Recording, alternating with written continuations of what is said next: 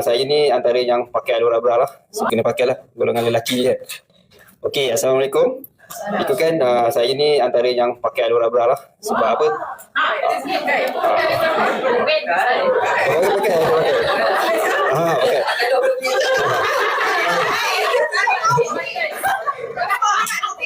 Okey, ikutkan saya pakai Alora Bra ni memang saya request nak belilah.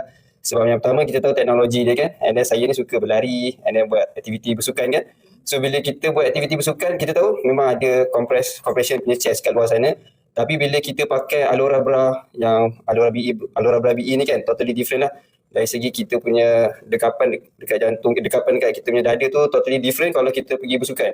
Lagi-lagi kalau kita pergi berlari kan, kita pergi berlari memang kita rasa something like ada benda yang betul-betul sokong kita punya bahagian dada kita. So that's why macam kadang-kadang bila saya buat aktiviti nasak sikit ataupun time tidur pun saya pakai Alora Bra. Memang totally dapat rasa dia punya perbezaan dia dekat kita punya bahu, kat belikat kita, and then dekat bahagian dada kita. And then yang saya perasan sangat, kalau saya ni jenis yang selalu block dekat hidung tau.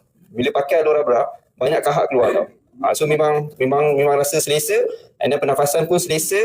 And then saya rasa lelaki kalau ada chance tu pakailah Alora Bra. Cuma ni kita buka dia punya padding dia tu kan. Jadi dia sebagai chest, compression chest kita macam singlet biasa je. And then dia tak mengganggu aktiviti harian kita. And then sangat-sangat selesa. Dia pakai size apa? Saya apa L. L. L. Saya pakai size L.